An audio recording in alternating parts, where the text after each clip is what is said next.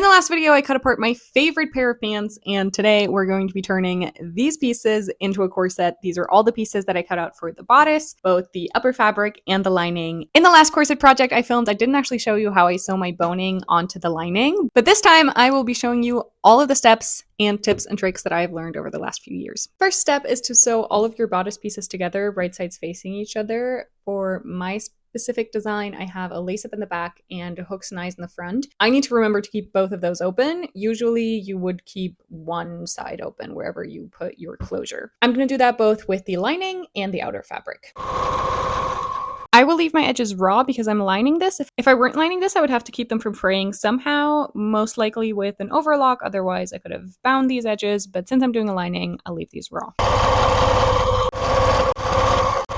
I tried to pattern match. The pants weren't pattern matched at all, so this is an upgrade, but clearly I didn't really care too much about it being perfect. Now let's add the boning. There's different styles of boning, and depending on what type of boning it is, it needs to be attached differently. This is a style I like to use. It's essentially a ribbon with thin plastic bones woven into it, and the edges of the ribbon you can actually sew onto your fabric directly. Now, depending on your fabric, these individual little sticks of plastic might actually poke through that fabric and be really uncomfortable. So what you have to do is you have to encase the ends of this boning, and I do that by using a very densely woven but preferably kind of thinner fabric so it doesn't get too bulky. And then when you attach it, you take a small piece of that fabric, you fold it over the end of the boning, you make sure to leave your seam allowance, and then all you do is stitch on the boning, sewing on that little sliver of boning that is not plastic, preferably with your seam allowance open so it doesn't get too bulky. This is what it should look like when you're all done. You can add as little or as much boning as you would like. I went for a little happy medium, and this is the ends of the boning. All of them are encased,